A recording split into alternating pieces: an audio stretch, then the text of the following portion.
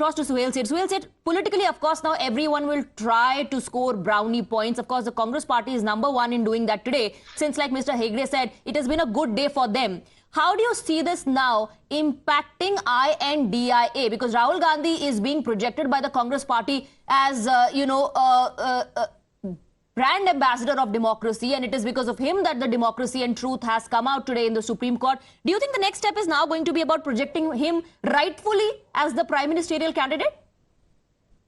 No, you've got two people on your panel whose leaders respectively are great prime ministerial candidates, Mr. Stalin and Miss Banerjee. I don't think they're going to yield so easily to Mr. Gandhi. I mean, in this case, Rahul Gandhi. Number one. Number two, I think what Salem opened the debate with was very important.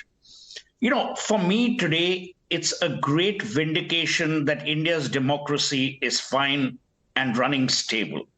The same democracy that Mr. Gandhi in his outpourings abroad had alluded to, saying it's dying. You know, when one of the pillars, in this case, the judiciary, is independent, as we have seen, as Mr. Hegde rightly pointed out, in this case, there's also been a rap on the knuckles for the lower courts. So the one argument that has been won today has been won by the people of India, and I don't use the full stops within the alphabets.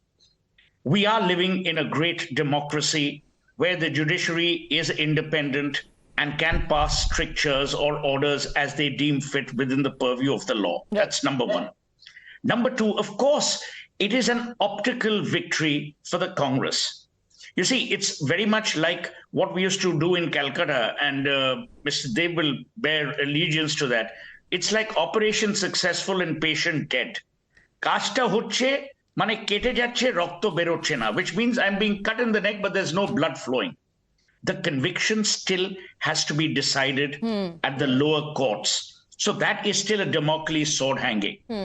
I think what Mr. Hegde referred to, and I would be very, very upset if the speaker took his time in, normalizing the return of Mr. Gandhi to parliament. I think it is only in the fitness of things that we behave in a manner that is not only seen to be just, but is actually just. As for Anand's comments on, they won back their star campaigner, well, yes and no, because, he is going to be a prickly issue in Parliament. And God forbid, if there is a second hug coming up, because that's what happened in the last no confidence motion, then you really need to worry, because this time the beard will itch.